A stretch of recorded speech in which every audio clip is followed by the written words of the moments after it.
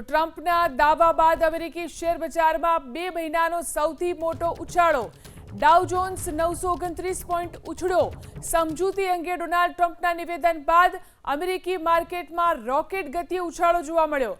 ડાઉ જોન્સ 1.86% એટલે કે રેકોર્ડ 929 પોઈન્ટ વધ્યો. તો નાસ્ડેક અને S&P 500 પર ચમક્યા. આઈટી ક્ષેત્રોનો ઇન્ડેક્સ નેસ્ડેક 2.5% અને S&P 500 ઇન્ડેક્સ 1.75% ઉછળ્યો.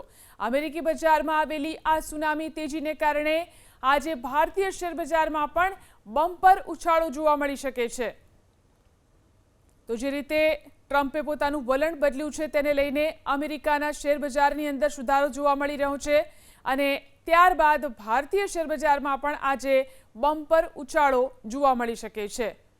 તો અમેરિકાના વલણ બાદ આ અસર જોવા મળી રહી છે.